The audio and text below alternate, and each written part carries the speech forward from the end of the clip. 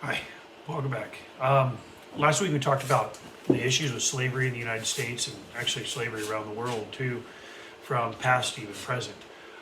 Slavery is going to be a huge issue in the United States, but the question is it the only issue?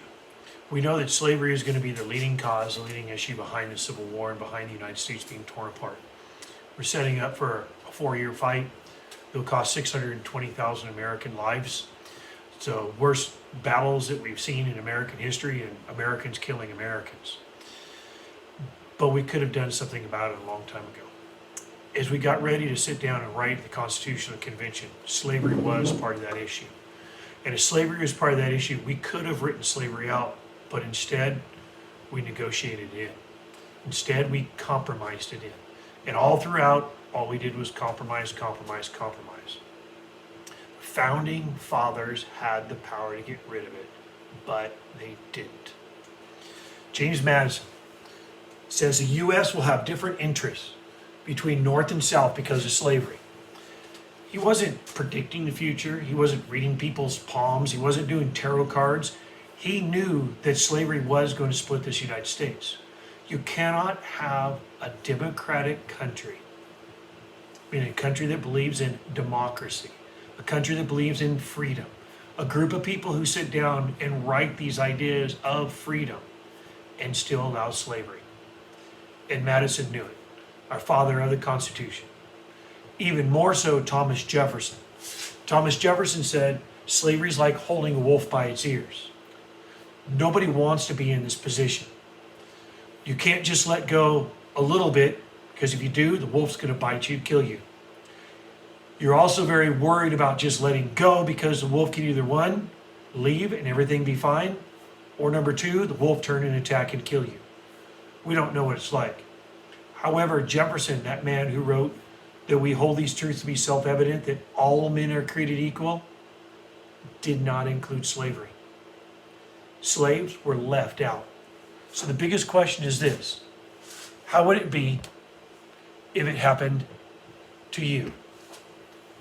How would you feel if this was you on the auction block and that becomes that reality? You being sold away from everything. In a country that believed and promoted this idea of freedom, this country that promoted this idea of democracy, this country that promoted idea of advancement, to go into this backwardness. How would you feel if this happened to you? And so our United States saw some huge differences within our nation. Our nation has been splitting for a very long time. Very, very long time. It is split from the very, very, very, very beginnings. We don't have just two countries, we actually have three. We have a country in the north, founded originally with Plymouth. We have a country in the south, founded originally at Jamestown. And then we have this new country that's moving west, building so fast that we can't even keep up. The biggest question moving west is, how do we deal with slavery? What happens with our nation is we've split with those three different groups. The western farmers, southern planters, plantation owners, and the northern industrialists. We looked at how they had the land, how they had the labor, how they agreed with the government in tariffs and taxes, how they basically had their internal problems within itself, and also their idea of money and how it worked. King cotton, matter of fact, was trade. It was more valuable than gold at this point. It's hard to believe that, but if you recall, back in 7th grade, we talked about West Africa on the Niger River. We talked about the salt and gold trade, that at one point under the great Mansa Musa, that salt and gold were traded equally. Here we know cotton and gold were traded huge. So I'm going to give you basically a couple ideas of why the Civil War happened. Of course, the key will be slavery, and that's usually the answer that everybody comes up with. But let's kind of take a little bit of a collegiate look at it. One, differences within our country, with differences in our nation. First of all, came down to the idea of states' rights. The 9th and 10th Amendments, our first Bill of Rights. Rights reserved to the states and rights reserved to the states and the people. Southerners favored this idea.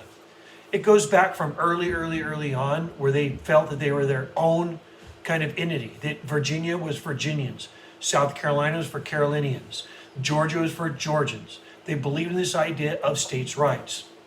And that's going to take it further when they get into the idea of the Confederacy. Be one of your vocabulary words coming up. The South favoring the states' rights, especially with people like Andrew Jackson. And Andrew Jackson favored this idea of nullify. Andrew Jackson used the nullification, or the doctrine of nullification, to basically rid the lands of Indians in Worcester versus Georgia against the Cherokee Indians that led to the Trail of Tears. However, the North wanted strong federal power. These smaller states were unified and unified and unified. They were complete. They believed in having this group that is very tight and very well bound together. Second factor, slavery. We know that the United States grew in two different directions between the Mason-Dixon line. One in the north that was extremely industrial, using immigrant labor force that came across. The immigrant labor force coming in from Europe. Europeans were ahead of the time with immigration, with industrialization, so many of those immigrants came over here to work. It advanced. However, in the South, as the North needed cotton, cotton was being grown. Cotton was extending. Matter of fact, we nicknamed it King Cotton. And as it was extending, cotton became huge. The cotton gin made it so it could do the work of 100 men. But now the thing is with more land, more cotton that's needed, we needed more slavery. Matter of fact, slavery, we talked about it last unit, became an economic necessity. However, the North called it a peculiar institution, because no Northerner wanted to see slavery, and many of the northern states got rid of slavery, but they were still bringing in cotton that was grown, raised, picked, cultivated by the slaves. So it wasn't so much the idea of favored, it was the idea of it was necessary. And in the West, we extended the lands. We extended the lands all the way over to California. We grow fast as a nation, and the nation keeps moving west. It was our manifest destiny. And as it keeps moving, the idea is, what do we do with slavery? Where does slavery go? Some of those lands are going to be great to grow agriculture, cotton. Yes, we still grow cotton in these areas here today. For those of you who travel out to the river and go out to the lower area of the Colorado River, go out toward Needles, go on that area, you'll find cotton growing in that area. Third reason, tariff disputes. The South wanted to get rid of all tariffs. They believed that it was their right to sell cotton to the highest bidders. Places like France, England, Germany, they wanted Southern cotton.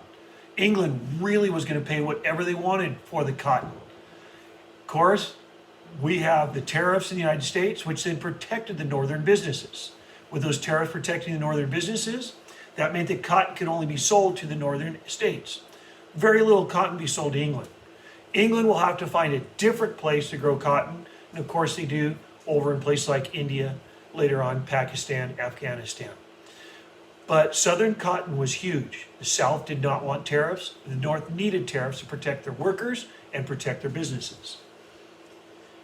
Different economies. The South was completely 100% agricultural. Large plantations. Population was spread out. Plantations were huge, and they grew things like sugar that went on for acres and acres and acres of land. Cotton that went on for acres of land. Tobacco that went on for acres of land. Cities were smaller.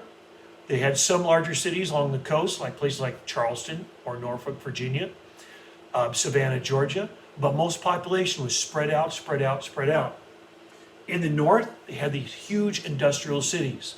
And the cities keep growing up higher and higher and getting bigger.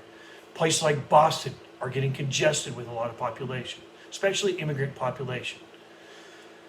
What we see from that Mason-Dixon line is that split that came across along the Ohio River.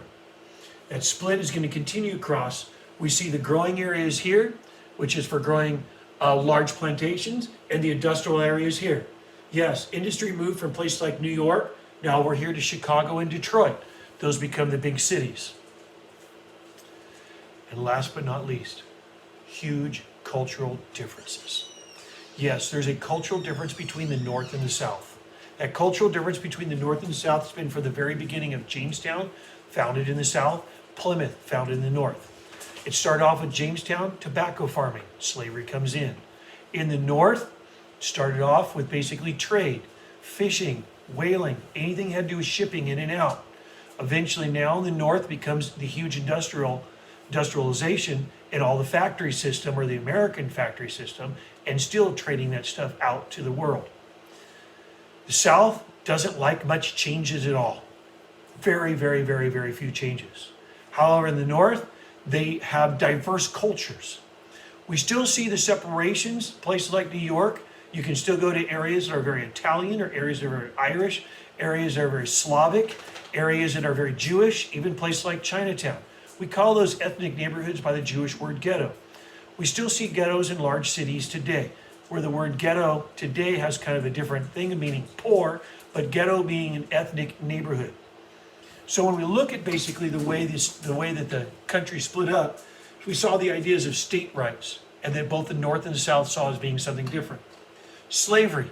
We see slavery huge in the South, very, very little in the North, completely outlawed in many, many areas of the North. Tariff disputes. South, get rid of the tariffs. The North need to maintain the tariffs. We see different of economy. The plantation or agricultural system, the agrarian, versus the huge industrial big city complex. And cultural differences. That southern planter, not a lot of changes. That northern industrialist, we know those northern cities are extremely, extremely diverse. With all that, it's going to lead to the way that our politics come in.